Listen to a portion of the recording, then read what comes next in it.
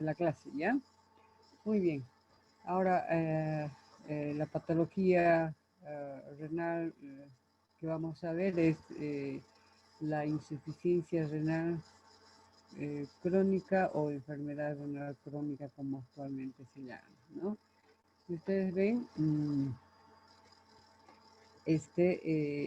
los pacientes que podemos conocer con insuficiencia renal crónica terminal o que estén en diálisis o que estén en trasplante o que tengan un trasplante, prácticamente son muy pocos, ¿no? Es muy poca la población, eso representa la punta de un iceberg, ¿no? Y si ustedes ven, en realidad el porcentaje a nivel mundial de la insuficiencia o la enfermedad renal crónica de origen desconocido u oculto, es un porcentaje muy elevado de la población que puede presentar esta patología. ¿Y cómo se define a la enfermedad renal crónica o insuficiencia renal crónica? Se va a referir a la situación clínica que está derivada en la pérdida de la función renal. Esta pérdida de la función renal, como ven ustedes, es permanente, es de carácter progresivo y esto obviamente se puede llevar o puede deberse a múltiples etiologías, ¿no? O sea, a muchas causas, ¿no? Que pueden ocasionar esta enfermedad renal crónica, que pueden ser de carácter congénito, hereditario, o también que pueden adquirirse a lo largo de la vida, ¿no? Por lo tanto, vamos a decir que en la enfermedad renal crónica, el paciente va a presentar una pérdida del número y del funcionamiento de las nefronas, ¿ya? ¿Cuál es la definición de enfermedad renal crónica? Para que el paciente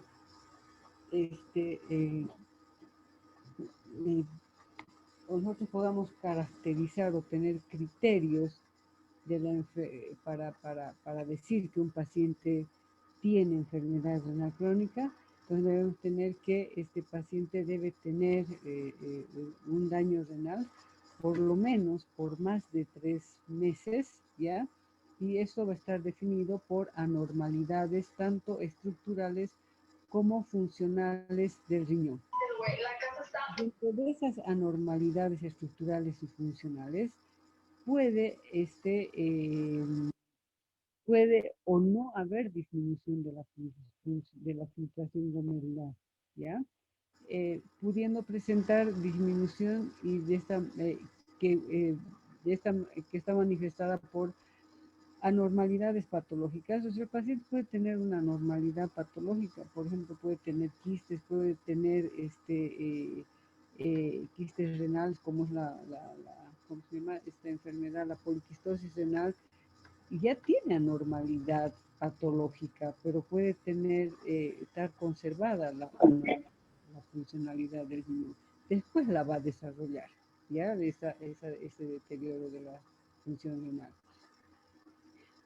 También podemos ver que los marcadores de daño renal que van a incluir anormalidades en la composición de la sangre y orina o anormalidades en el estudio de imagen, ¿ya? Entonces, por lo tanto, vamos a ver que estos pacientes van a tener un filtrado glomerular menor a 60 mililitros por minuto por 1.73 metros cuadrados de superficie corporal, pero esto debe ser en un lapso igual o mayor a los 3 meses, debe presentarse este filtrado glomerular menor a 60 ml por minuto en reiteradas mediciones que hagamos de la función renal del paciente, ¿no? Con o sin daño renal. Bueno, entonces como ven, aquí vamos a observar a lo largo de los años, ¿no? A lo largo del tiempo, vamos a presentar, que el paciente va a presentar alteración de la función renal. ¿Y en qué va a desembocar o en qué va a terminar, digamos, la insuficiencia renal crónica, ¿no? Va a terminar en la insuficiencia renal crónica terminal que es la situación clínica que va a traducir la pérdida irreversible, ¿no? Entonces, una pérdida irreversible de la función renal endógena, y esto va a determinar que el paciente va a depender de un tratamiento sustitutivo de la función renal o terapias de reemplazo renal, como decimos ahora, ¿no? Aquí, si ustedes ven, aquí un paciente que tiene un catéter de diálisis peritoneal, ¿no? Y por ahí va a ser el tratamiento, ¿no? Y o el paciente que va a hacer hemodiálisis, ¿no? Lo va a hacer a través de una fístula arteriovenosa. Como ven ustedes, se está conectando la vena a la arteria, ¿no? Y de esa manera se permite que la vena engrose sus paredes, y esta vena vamos a poder utilizar para realizar lo que es la hemodiálisis, ¿no? Esto se llama el shunt, el bypass, la fístula arteriovenosa, que se utiliza en los pacientes que van con enfermedad renal crónica terminal y que van a necesitar hemodiálisis en este caso, ¿ya? Y cuando prácticamente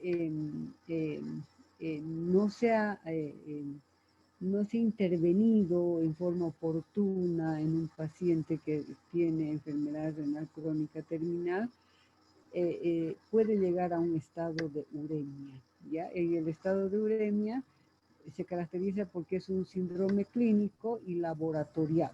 O sea, no solamente el paciente clínicamente va a estar afectado, sino todo lo que es su laboratorio de función renal y función de otros órganos y sistemas van a estar también alterados, ¿no? Y eso refleja la disfunción de todos los sistemas orgánicos como consecuencia, como habíamos mencionado anteriormente, de una insuficiencia renal aguda que no se ha tratado, o de una enfermedad renal crónica también que no se ha tratado adecuadamente, entonces puede presentar estos síntomas de uremia. En relación a la historia, miren, ya en 1840 a la uremia se la definía como contaminación de la sangre con orina, ¿no? En 1923 se desarrolla la primera diálisis peritoneal, en 1943 la hemodiálisis en humanos, en 1960 ya se realiza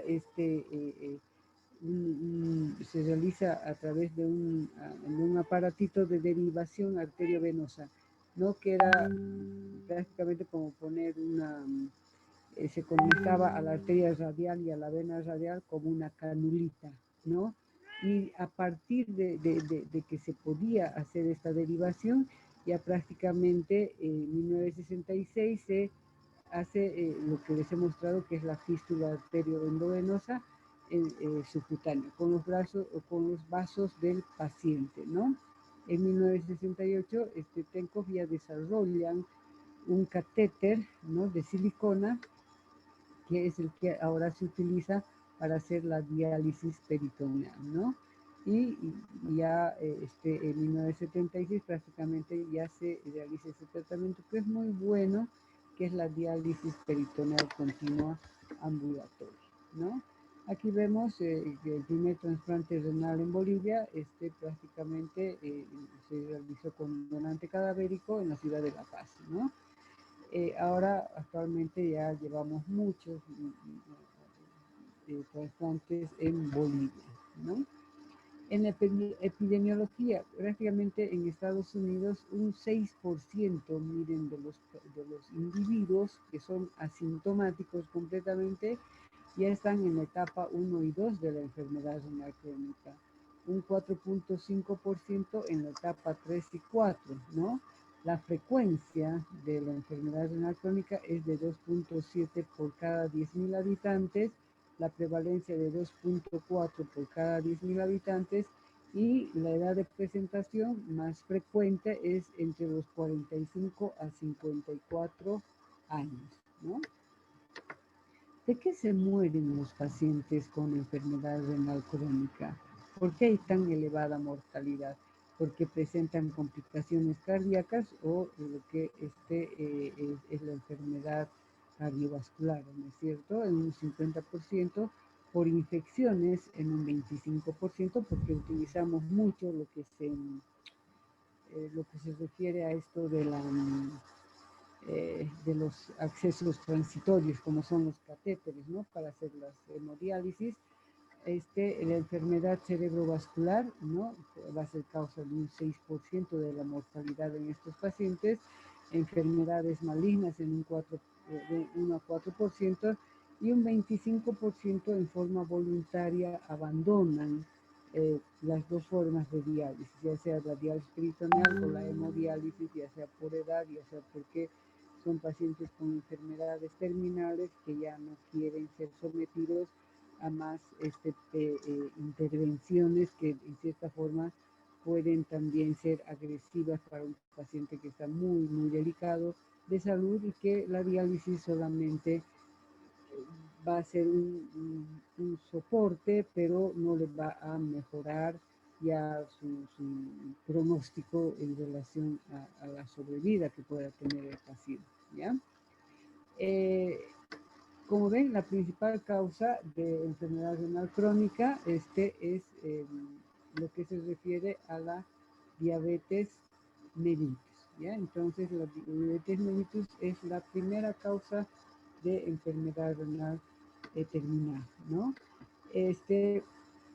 Según la Federación Internacional de la Diabetes, va a aumentar de 189 millones a 224 millones en el año 2025. Un 72% prácticamente de aumento, ¿no?, de la población diabética. Y en el próximo cuarto de siglo, la diabetes mellitus va a aumentar en 88%, imagínense, en América del Sur, prácticamente en África el 98%, ¿no? En Oriente Medio el 97%, en Asia el 91%, o sea, prácticamente va a haber mucho paciente diabético, ¿no? Y obviamente esto va a llevar a que el paciente diabético tenga complicaciones, y dentro de una de esas complicaciones es la nefropatía diabética, que va a ser la causa de enfermedad renal crónica. O sea, por eso es que es muy importante conocer esta situación, porque los pacientes diabéticos hay que cuidarlos precisamente para evitar que lleguen a esta situación de la nefropatía diabética y posteriormente a la enfermedad renal crónica, ¿no? Muy bien, entonces actualmente tenemos 170 millones de pacientes con diabetes mellitus a nivel mundial, y un 30% de esos pacientes presentan ya nefropatía diabética. De este 30% van a progresar a la enfermedad renal terminal, y el resto pueden morir inclusive por enfermedades cardiovasculares antes de llegar a la etapa final de la enfermedad renal crónica, ¿no? Entonces aquí vemos la etiología, que pueden ser enfermedades vasculares, ¿no? Entonces, vasculares, patología arterial renal, ¿no? O nefroesclerosis hipertensiva, ¿no? Que es la hipertensión arterial, a la que se denomina la que va a ocasionar la esclerosis del riñón, ¿no? Por eso se llama nefroesclerosis hipertensiva. Otra causa están las enfermedades obstructivas, ¿no? Si ustedes ven acá, por ejemplo, la obstrucción al flujo urinario, ¿no es cierto? En todo, a lo largo del trayecto de la vía urinaria, ¿no? Nefrolitiasis, aquí tienen la tuberculosis ureteral, ¿no? La fibrosis retroperitoneal, presencia de tumores retroperitoneales, la obstrucción prostática, ¿no? Que aquí nos va a molestar prácticamente, o puede ser también congénito. Ustedes saben que la obstrucción prostática se da por crecimiento prostático a partir de los 50, 55 años de edad en los hombres, ¿no? Entonces, también dentro de la etiología hay glomerulopatías primarias y glomerulopatías secundarias que van a ser causa de enfermedad renal crónica, ¿no? Entonces, dentro de las primarias tenemos probablemente Una de las más frecuentes en nuestro medio es la nefropatía por IgA y la glomerulonefritis membranosa, que son las más estudiadas en las biopsias, ¿no? Y dentro de las secundarias, si ven ustedes, es la diabetes, que ocasiona nefropatía diabética, ¿no? La primera causa de enfermedad renal crónica. Están después las enfermedades del colágeno, como el lupus, ¿no? Amiloidosis y postinfecciosas. Nefropatía por VIH, mucho no vemos en nuestro medio porque, bueno, por el momento no tenemos muchos pacientes de esas características. Cuando hay daño del túbulo y del intersticio, ¿no? También puede llevar a la enfermedad renal crónica. Estas enfermedades tubulointersticiales pueden ser secundarios al uso de nefrotoxinas, también al uso de analgésicos, la hipercalcemia, que puede ser causa de nefrocalcinosis. Entonces prácticamente se forma cálculos a lo largo de todo el riñón, ¿no? El mieloma múltiple, ¿no? Nefropatía por reflujo, los pacientes con hipertrofia de próstata también pueden tener esto, o en los pacientes que tienen vejiga neurogénica, ¿no? La pielonefritis crónica en los pacientes diabéticos, ¿no? Y la tuberculosis, ¿no? Las enfermedades hereditarias que pueden ser causa de enfermedad renal crónica. Si ustedes ven, aquí está la enfermedad poliquística renal. Esto es una ecografía. Todo esto que está delimitado es el riñón. Y si ustedes ven, tiene múltiples quistes el paciente. Y en la anatomía patológica eso es lo que ve, prácticamente lo que se ve, ¿no? Todos estos quistes que están desestructurando al riñón, ¿no? El síndrome de Alport, que bueno, es una enfermedad hereditaria, donde está adelgazada la membrana basal glomerular, que causa hematuria, pero también se acompaña de problemas de audición del paciente, ¿no? Y la enfermedad quística medular, ¿no? Bueno, dentro de la etiología, si ustedes ven, la primera causa de enfermedad renal crónica es la nefropatía diabética en un 36%, la hipertensión arterial en un 30% y la glomerulonefritis en un 12%, seguido de la poliquistosis renal, la nefropatía intersticial, neuropatía obstructiva y enfermedades del colágeno. Bueno, como vemos, seguimos con las causas de enfermedad renal crónica. Está la hipertensión, la glomerulonefritis, aquí está, ustedes ven, un glomérulo bien esquematizado, y la nefropatía diabética, ¿no? Ahora, según los países podemos ver, ¿no? ¿Cuál es, por ejemplo, en Estados Unidos, que podemos relacionar con América Latina, ¿no?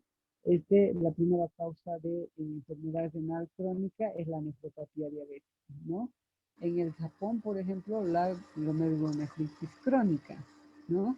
Y así, la nefritis intersticial, por ejemplo, causa de enfermedad renal crónica en 10% en Australia. Así podríamos mencionar varias, ¿no? Y la hipertensión arterial también está como tercera causa de enfermedad renal en los estados renal crónica en los Estados Unidos, que podemos trasladarlo a nuestro continente, ¿no? O a nuestro, eh, claro, América del Sur, ¿no? Em, bueno, entonces aquí vemos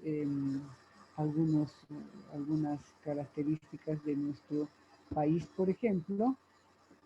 Eh, Hay un programa a nivel nacional, que es el programa de salud renal.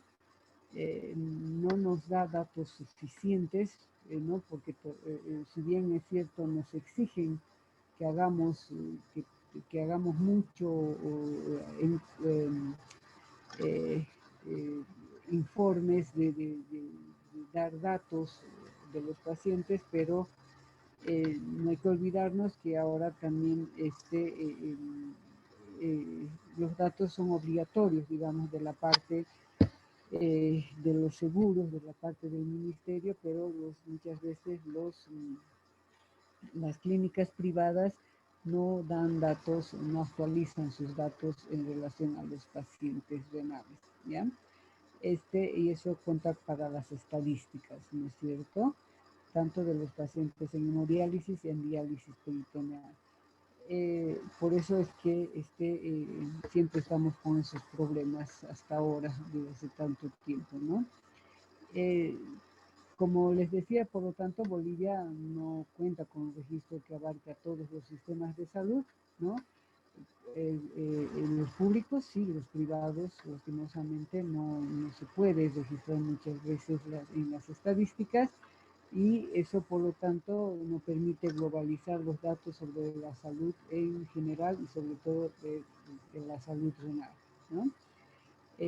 Las fuentes de información son el Registro Nacional de Diálisis Peritoneal, Hemodiálisis y Trasplante, que está a cargo del Ministerio de Salud, y también hay otros registros privados, pero de los más renombrados, ¿no? Esos sí pueden, son los que dan sus estadísticas, pero hay otros centros que prácticamente no se acogen a, a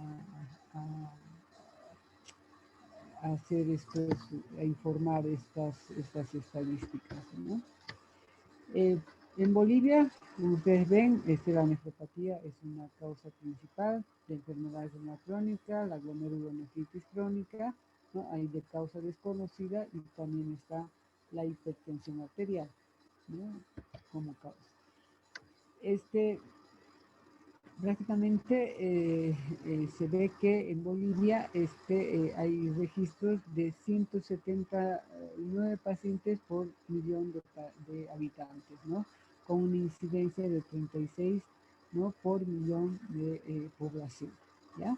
El porcentaje de crecimiento poblacional de pacientes con enfermedad o insuficiencia renal crónica terminal ha superado el 60% anual. O sea, cada año entran más pacientes en hemodiálisis.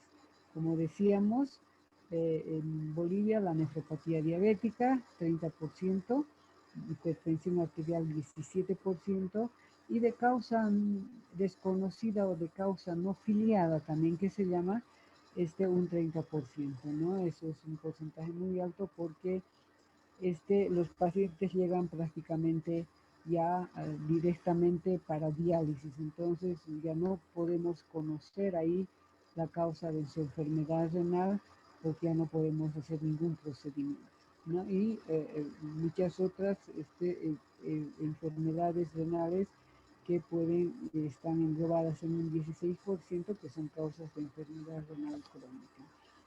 Muy bien. ¿Cuáles son las etapas de la enfermedad renal crónica? Ya habíamos hablado de esto anteriormente, cuando vimos nefropatía diabética.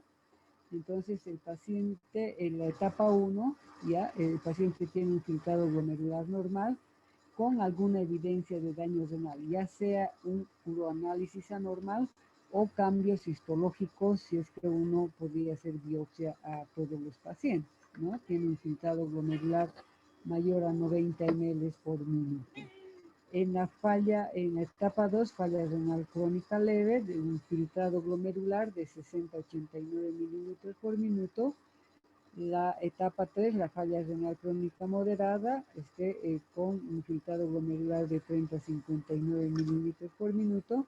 La etapa 4, falla renal crónica severa, con un filtrado de 15 a 29 mililitros por minuto. Y la etapa final, en la que el paciente ya prácticamente va a necesitar una terapia de reemplazo renal, es con un filtrado menor a 15 ml por minuto, donde probablemente ya necesite de diálisis, ¿no? Esto es lo mismo, etapa, fase, no importa el nombre que le demos, pero igual aquí la filtración, estas son según las guías Kadoki, por ejemplo, filtrado glomerular mayor a 90 ml por minuto, hay daño renal con filtración normal o elevada. En la estadio, fase, también le pueden llamar, de 60 a 89 ml por minuto, hay un daño renal con filtrado ligeramente disminuido. La etapa 3 o estadio 3, ¿no? Con un filtrado de 30 a 59 ml por minuto, el daño renal ya está instalado, y la filtración glomerular está moderadamente disminuida. la fase 4, filtrado glomerular de 15 a 29 mililitros por minuto, el daño renal prácticamente es importante y también la filtración glomerular está gravemente disminuida. Y el estadio o fase 5 tenemos un filtrado glomerular menor a 15 mililitros por minuto. Se trata de una insuficiencia o enfermedad renal crónica ya establecida y prácticamente ya necesita terapia de reemplazo renal. Cuando se acabe, por favor, el Zoom, vamos a volver a reiniciar, ¿ya? Bueno, en la fisiopatología, ¿qué vamos a ver? Cambios estructurales y funcionales, ¿no? En la enfermedad renal crónica, que son la fibrosis y la esclerosis a nivel del parénquima renal. Entonces, prácticamente es un riñón fibrótico y esclerosado, ¿no? Como cualquier órgano que no funciona, entonces termina el tejido en una cicatrización, ¿no? A través de la fibrosis y de la esclerosis. Ahora, la esclerosis del parénquima renal, ¿por qué se produce? Por estímulos tumorales, ¿ya? En los que intervienen péptidos, como son la angiotensina 2, la endotelina y la desmotresina, ¿ya? Lípidos como la prostaglandina F2-alfa, el tomboxano, el factor liberador de plaquetas y los leucotrienos. Aquí tenemos factor de crecimiento, ¿no? Las citocinas y autapolímeros. Que al final, ¿qué causan estos a nivel del riñón? Todos estos estímulos humorales, proliferación de las células glomerulares, acúmulo de proteínas a nivel de la matriz extracelular, y también esto va a ocasionar es que las células mesangiales van a tener un fenotipo contráctil. Y los estímulos... Doctora, buenas tardes. Quería pedirle, por favor, tenemos problemas con el audio, no la podemos escuchar bien. A ver, está bien, muy bien. Entonces, dentro de la fibrosis, ¿no? Hemos hablado de la esclerosis. Ahora sí se oye. Un poco todavía se escucha mal, doctora.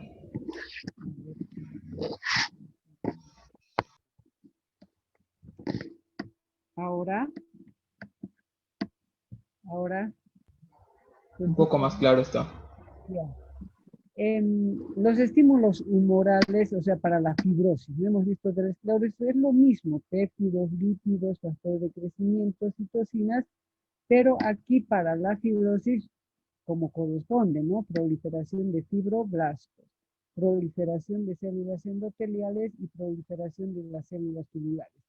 Estos, ¿no? Todos estos elementos van a modificar la regulación, la síntesis y la degradación de la matriz extracelular con la consiguiente fibrosis del intersticio, ¿ya?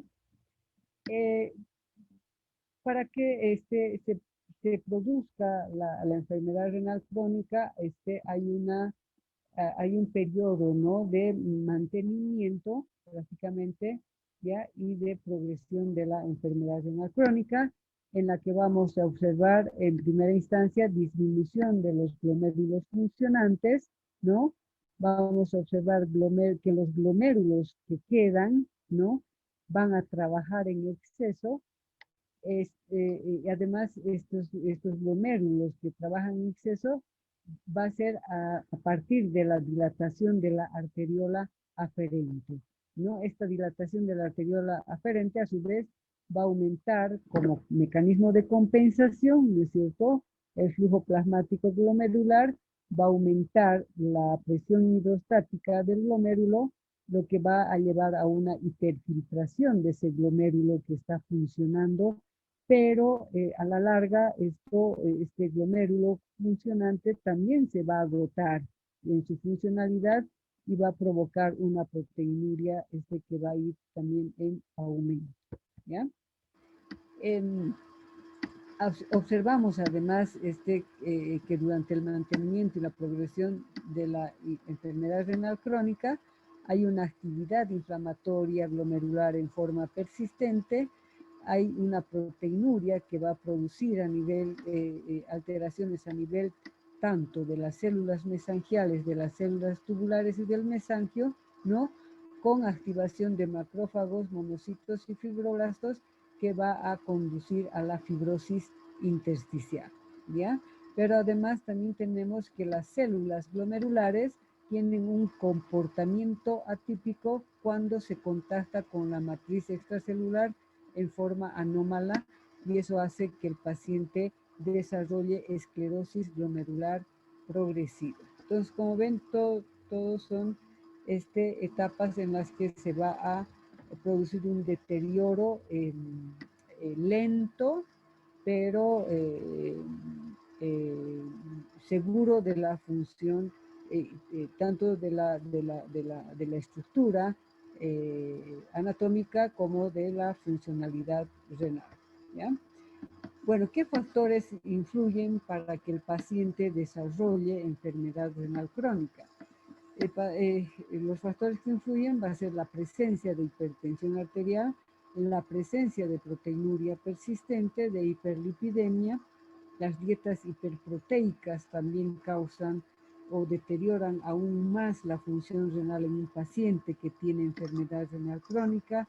La edad también es muy importante, ya que en forma normal, por la edad, vamos a observar que a partir de los 40 años va a ir disminuyendo la filtración glomerular por lo menos en 10 mililitros por minuto por año, ¿no? Entonces, por eso es que en los pacientes por ahí de 60, de 70, de 80 años, no es normal, o sea, obviamente si tiene un filtrado glomerular de 100%, una maravilla, pero podemos encontrar filtrados glomerulares de 80, de 70 ml por minuto, sin que eso signifique que es patológico, sino es simplemente que por la edad el paciente ha disminuido el número de nefronas funcionantes y que eso se acompaña con la caída del filtrado glomerular, ¿no?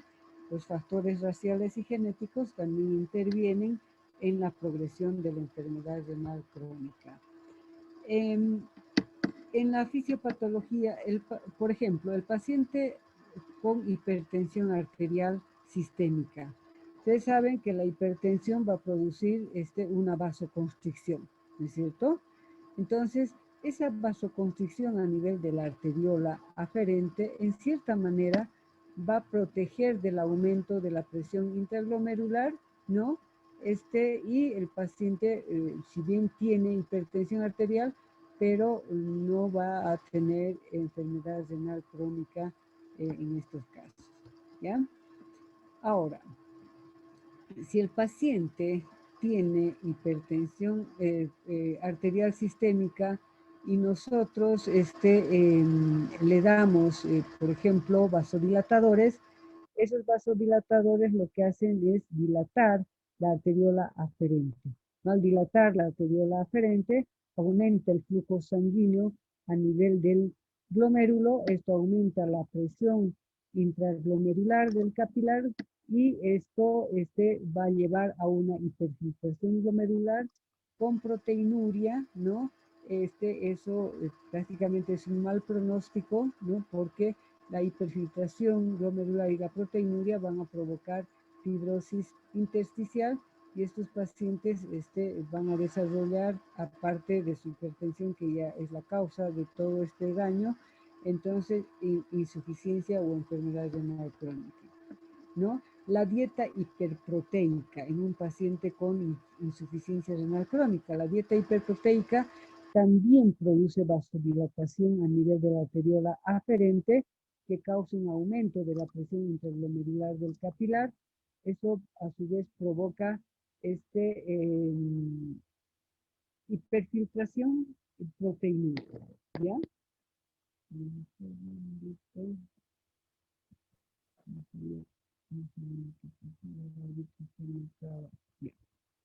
Muy bien, entonces, por eso es que nosotros, por esta situación, a los pacientes les indicamos dietas hipoproteicas, porque la dieta hiperproteica tiene la capacidad de aumentar por vasodilatación de la arteriola aferente, provoca aumento de la presión intracapilar glomerular, y eso provoca una hiperfiltración con proteinuria, que sabemos que va a ser la causa de los inhibidores de la enzima de conversión o los antagonistas de los receptores de angiotensina, ¿no? Hay que hacer un control de la hipertensión arterial, se debe corregir la hiperuremia, ¿no? Y hay que corregir los factores de riesgo cardiovascular, la obesidad, el sedentarismo.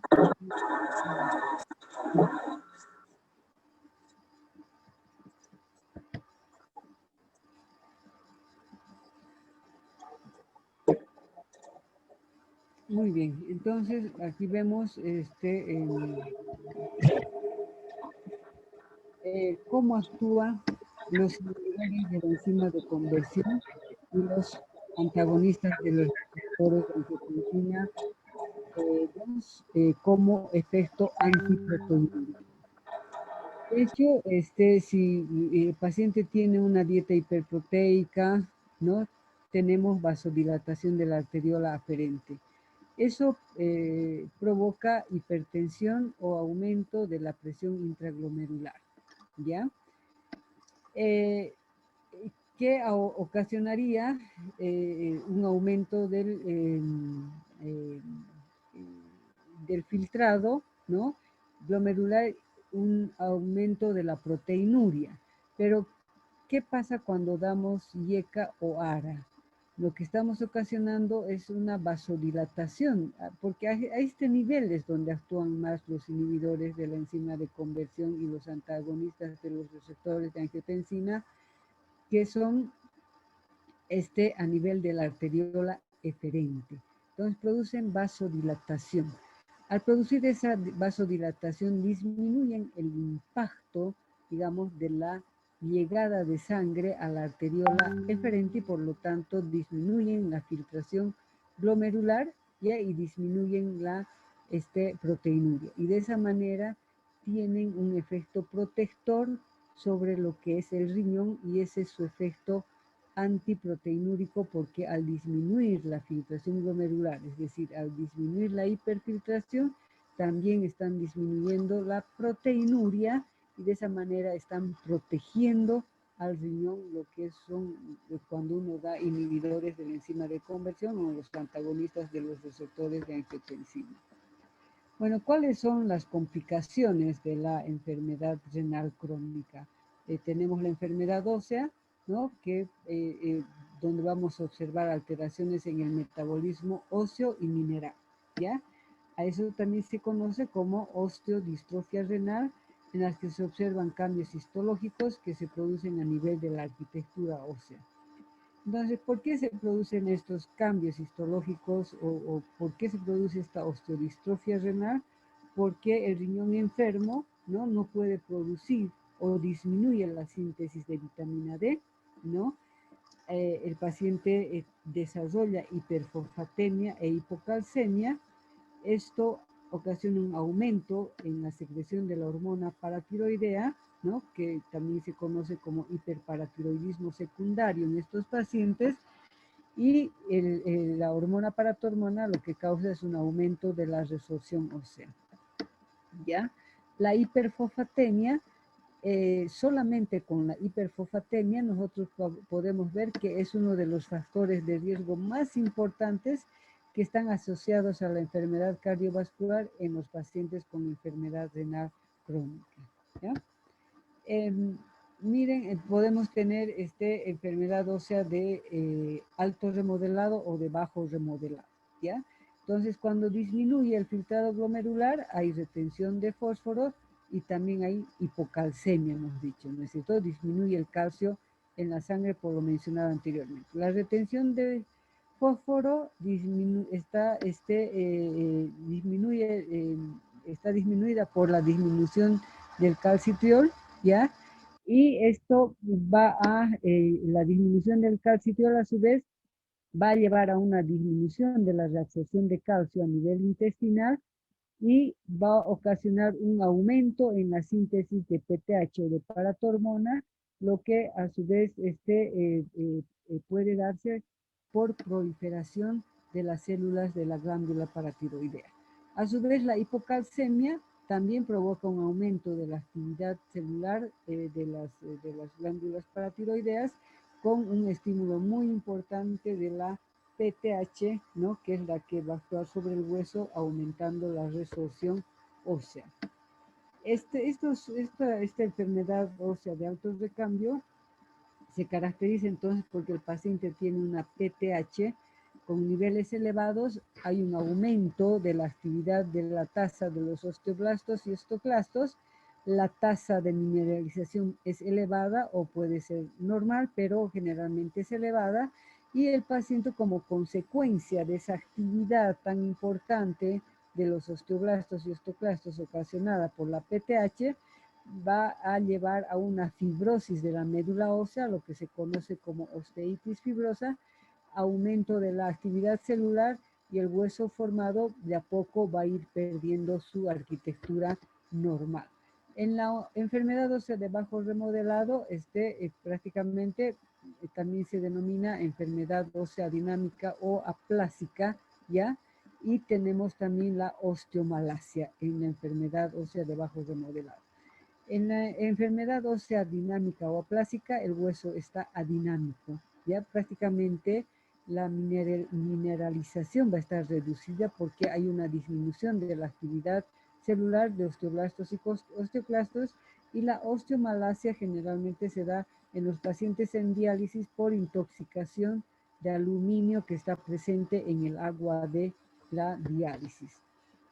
En estos pacientes va a estar aumentada la hormona antidiurética, que disminuye la reabsorción tubular de sodio, ¿no? Esto mantiene un balance de sodio a pesar de una disminución del filtrado glomerular, y no se compromete la excreción de sodio aunque baje la carga filtrada.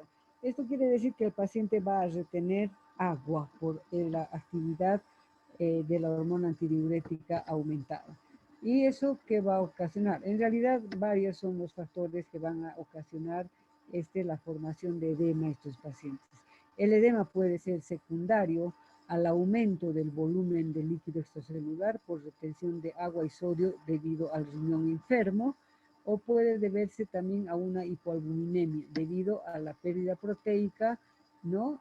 O también a una desnutrición que se puede producir en los pacientes con enfermedad renal crónica. Estos pacientes presentan acidosis metabólica, ¿no? Por lo tanto, van a tener acidemia con balance positivo de iones hidrogeniones, inclusive hasta 30 miliequivalentes por día, ¿no? Aquí tienen una balancita, como está representada la acidosis metabólica. Ya hemos hablado de la anemia en enfermedad renal crónica, que es normocítica, normocrónica, progresa conforme desciende el clearance o la depuración de creatinina, o sea, a medida que desciende el filtrado glomerular, entonces se va profundizando la anemia en estos pacientes. Hay factores también que pueden condicionar a esta anemia, que es el acúmulo de toxinas, a pérdidas sanguíneas, a hemólisis, a déficit de hierro, y también, lo más importante, el déficit de eritropoyetina. Estos pacientes presentan inmunosupresión, ¿no? Porque vamos a observar déficit de la inmunidad celular debido a que no hay crecimiento y reproducción de linfocitos T. Vamos a observar alteraciones en la quimiotaxis, por lo tanto, en la adherencia, en la fagocitosis de los polimorfonucleares. También observamos en estos pacientes con inmunosupresión déficit de la inmunidad humoral, ¿ya? Debido a que los linfocitos B no producen suficientes anticuerpos ante un estímulo infeccioso, y por lo tanto estos pacientes van a ser más susceptibles a las neoplasias, bueno, a las infecciones en primera instancia y también a las neoplasias. Las complicaciones cardíacas de la uremia y la insuficiencia renal crónica, ¿no? Está la hipertensión arterial. La toxicidad urémica a nivel cardíaco puede producir pericarditis urémica, ¿ya? Las alteraciones lipídicas en pueden ocasionar arteriosclerosis, hipertrofia del ventrículo izquierdo, disfunción diastólica del ventrículo izquierdo, coronariopatías, endocarditis, ¿no? Por infecciones, sobre todo por accesos vasculares que son transitorios, como los catéteres que se ponen en estos pacientes para hacer la diálisis. Bueno, ¿cuáles son las secuelas tóxicas también de la acidosis metabólica? Vamos a ver que esas secuelas tóxicas se van a presentar en el músculo, en el hueso y en las hormonas. En el músculo va a haber mayor proteólisis, ¿no? Pérdida, por lo tanto, pérdida de la masa muscular magra. En el hueso se inhiben los osteoblastos y osteoclastos, eso diluye la matriz ósea, y también lo que es la disolución físico-química del mineral óseo, ¿no? En las hormonas hemos dicho que la PTH está aumentada, eso lleva a una osteopenia, la vitamina D está disminuida, puede llevar a una osteomalacia, cuando es muy importante, ¿no? La pérdida de vitamina D, ¿ya? El aumento del cortisol activa el catabolismo, estos pacientes se ponen más hipercatabólicos, disminuyen las hormonas tiroideas en estos pacientes, ¿no? Por lo tanto, tenemos disminución de la tiroxina, ¿no? Lleva un hipometabolismo, disminuye la hormona del crecimiento, por lo tanto, si la enfermedad renal crónica se presenta en un niño, entonces tenemos detención del crecimiento, ¿no? El factor de crecimiento también, ¿no? Disminuye y se detiene el crecimiento en los niños, y desarrollan también estos pacientes resistencia a la insulina, ¿no? Lo cual también aumenta el catabolismo en estas personas. Bueno, más o menos también tenemos lo mismo, ¿no? La producción de hormonas, por ejemplo, renales, están disminuidas la eritropoyetina y la vitamina D. La hipersecreción hormonal para restablecer la homeostasis, entonces aumenta la paratormona, por eso se dice hiperparatiroidismo, y también aumenta la hormona natriurética, ¿ya? Disminuye la depuración metabólica prácticamente de todas las hormonas, ¿no?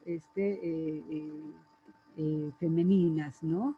Hay bloqueo de la retroalimentación, ¿no?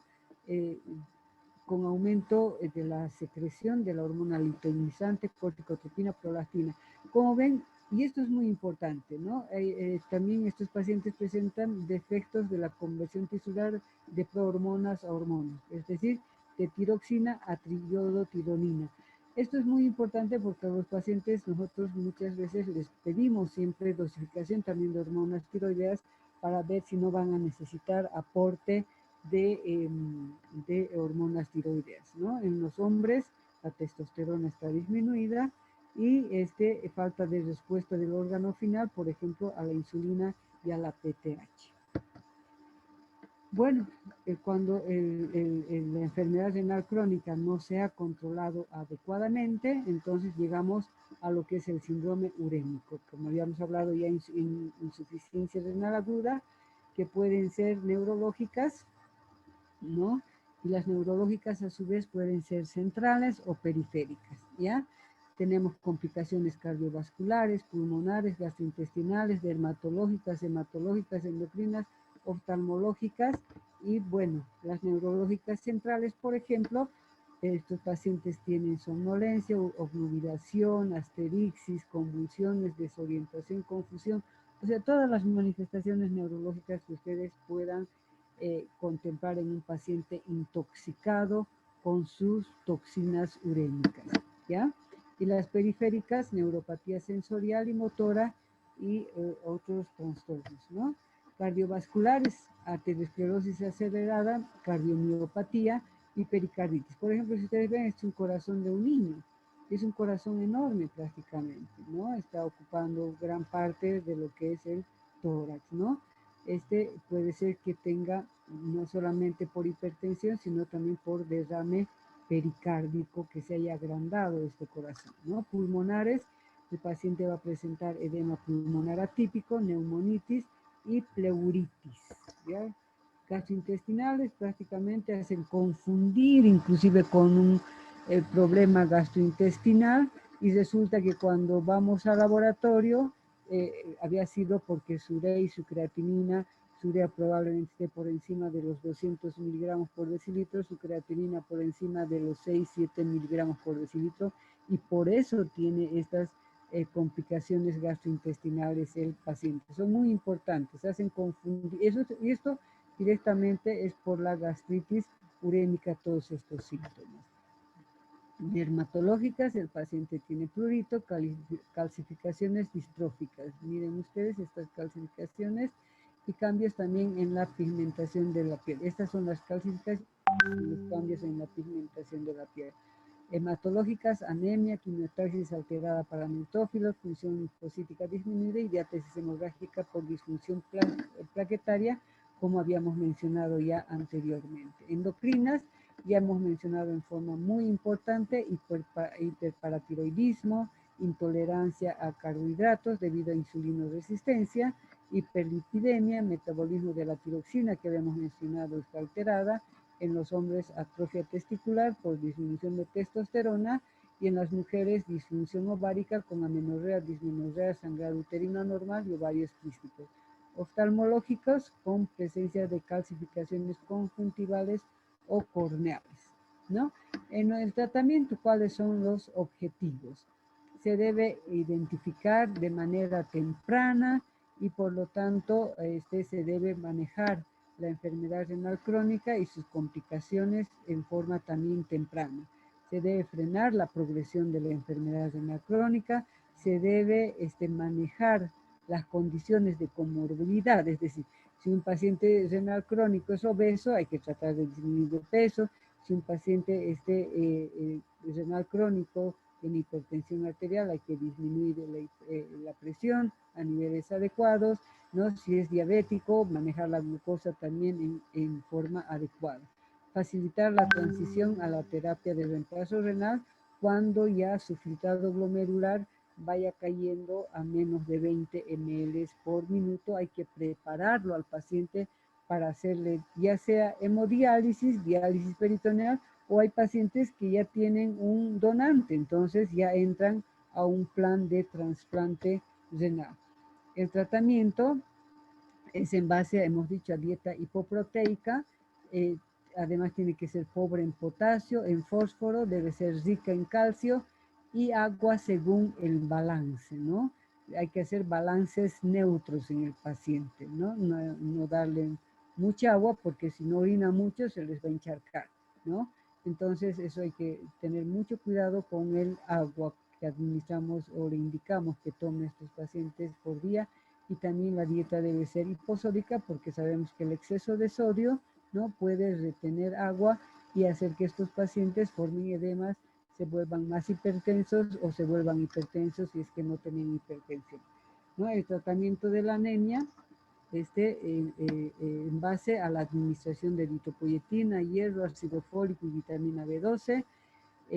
Como sabemos que tienen hipocalcemia, se debe administrar calcio como aporte y como quelante. Sabemos que tienen déficit de vitamina D, hay que darles calcitriol, ¿no? Y hemos dicho, inhibidores de la enzima de conversión o antagonistas de los receptores de angiotensina 2, inclusive con filtrados de 30 ml por minuto, ¿ya? Menos de 30 ml por minuto, acá si bien dice 20 ml, pero los recomendables con filtrados menores a 30 ml por minuto, se tienen que evitar estos dos antihipertensivos por el riesgo de desarrollar hipercalemia, ¿no? Pero el efecto protector de los IECA y ARA con filtrado glomerular mayor a 30 ml por minuto es por su efecto antihipertensivo, es para retrasar la progresión de la enfermedad renal crónica, y como antihipertensivo también se pueden dar bloqueadores de los canales del calcio como son el amlodipino, nifedipino, ¿ya? Sobre todo están recomendados bloqueantes de los canales del calcio cuando la depuración de creatinina está por debajo de 20 ml por minuto, precisamente para evitar la complicación de los YK-YARA, que es el desarrollo de hipercalemia o de hiperpotasemia, si quiere. Se debe preparar al paciente para realizar una terapia de reemplazo renal cuando su filtrado glomerular esté entre 5 a 10 ml por minuto, la fístula arteriovenosa 20 ml por minuto, colocación de catéter ya para diálisis peritoneal con clearance de 10 ml por minuto, y se los puede someter a trasplante renal, inclusive ya realizar los estudios pretransplante con clearance, como ven, de 20 ml por minuto, ¿ya? Objetivos de la presión arterial y alcanzar y mantener. Objetivo general, presión arterial menor a 140-90 milímetros de mercurio. Si son pacientes de alto riesgo, es decir, tienen diabetes o enfermedad cardiovascular, la presión arterial menos de 130-80. Y en pacientes con enfermedad renal y proteinuria mayor a 1 gramo, entonces pues, presión arterial menor a 125-75 milímetros de mercurio, ¿no? Las terapias sustitutivas, aquí ven, esto es un equipo de hemodiálisis, ¿no? Y el paciente está ahí. Bueno, aquí tenemos que, bueno, en la insuficiencia renal crónica, cuando sabemos que es irreversible, las terapias de reemplazo renal, hemodiálisis, diálisis peritoneal, y obviamente en la diálisis peritoneal tenemos la diálisis continua ambulatoria o la diálisis peritoneal automatizada, ¿no? Ya, realmente ya más sofisticado. Criterios para aceptar el inicio de diálisis cuando tienen síntomas urémicos que hemos mencionado, gastrointestinales, neurológicos, cardiológicos y todos esos, ¿no es cierto? Hipercalemia, es decir, hiperpotasemia, cuando el potasio está alto y no mejora con medidas conservadoras, cuando hay persistencia de expansión volumétrica extracelular a pesar del uso de diuréticos, cuando la acidosis metabólica es rebelde a medidas médicas, cuando hay diátesis hemorrágica, es decir, el paciente sangra espontáneamente, epistaxis, hemorragia digestiva baja, hemorragia digestiva alta, ¿no? Depuración de creatinina o filtrado glomerular menor a 10 ml por minuto por 1.73 metros cuadrados. Esta es la indicación absoluta prácticamente en estos pacientes ya para iniciar tratamiento en forma permanente, ¿no? Hemodiálisis, bueno, se basa en qué? En el desplazamiento de los productos de desecho metabólico mediante gradientes de concentración desde la circulación hasta un dializador, ¿no? Que es un filtro. Hay moléculas pequeñas como la urea, que tiene un peso de 60 daltons, que se va a eliminar en forma muy importante, ¿no? Pero otras moléculas de mayor tamaño, como la creatinina de 113 daltons, se elimina con menos eficiencia. En la diálisis peritoneal, lo que se hace es introducir de 1.5 a 3 litros de una solución glucosada, ¿no? Hipertónica en realidad a la cavidad peritoneal, se deja reposar 2 a 4 horas ese líquido en la cavidad peritoneal, los materiales tóxicos van a pasar de la sangre a esa solución a través del peritoneo, ¿no? De los capilares peritoneales, ¿no? Por mecanismos de convección y difusión en contra de gradientes de concentración. O sea, esto ya es un poco más de física, ¿no? Entonces, ¿cuáles son los inconvenientes para la diálisis peritoneal? Peritonitis bacteriana o fúngica, infección del sitio de salida del catéter, ¿no?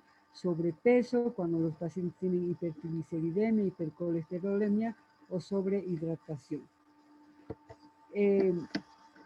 Contraindicaciones relativas de la diálisis peritoneal, cirugías abdominales previas, hernia inguinal o crural, porque se les puede pasar el agua hacia los intestinos, ¿no? Psoriasis, infecciones activas a nivel de piel o cuando el paciente no pueda ver. Entonces no se va a poder hacer la diálisis peritoneal, ¿no? Y la hemodiálisis, las vías de acceso pueden ser transitorios o pueden ser definitivos.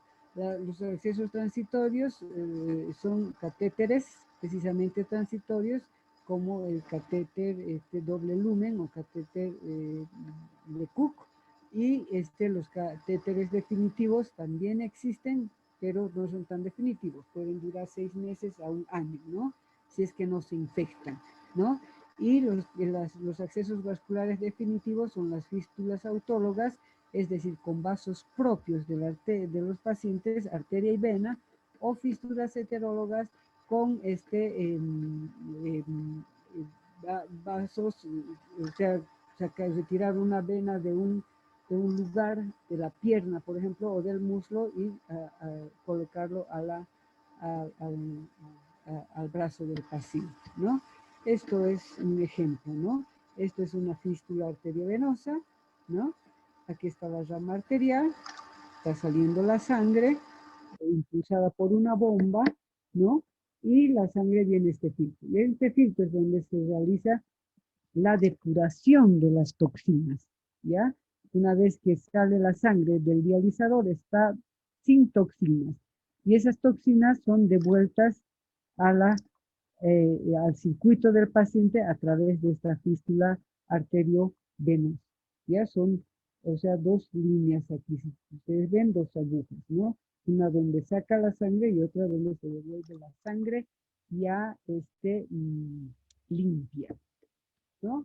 Entonces hay otro tipo de intervenciones que se pueden hacer, la dieta como habíamos mencionado, en el que se controla la ingesta de proteínas, de sal y de fosfatos, la presión arterial, ¿no?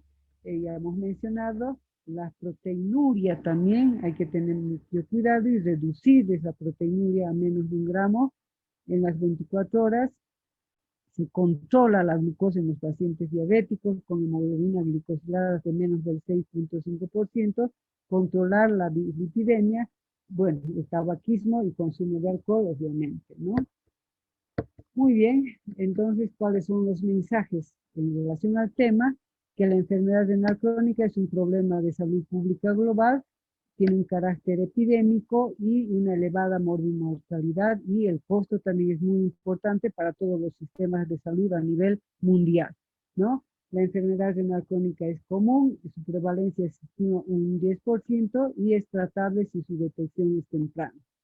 Un paciente con enfermedad renal crónica tiene mayor riesgo de mortalidad cardiovascular que de progresión renal, y una nueva definición y clasificación de enfermedad renal crónica está basada en el nivel de función renal estimado, que es el volumen de filtrado glomerular estimado, y por lo tanto su manejo. Muy bien. Bueno, también tenemos grupos de alto riesgo para desarrollar enfermedad renal crónica, que son los pacientes diabéticos, hipertensos, ¿no? Se debe hacer una prevención más tomando en cuenta el costo y la efectividad, y de esta manera detectar y tratar al paciente diabético e hipertenso, ¿ya? Se debe tener o lograr una máxima reducción del riesgo cardiovascular, y en el paciente diabético siempre lograr un control de la glucosa, de los lípidos y de la albuminuria, ¿no?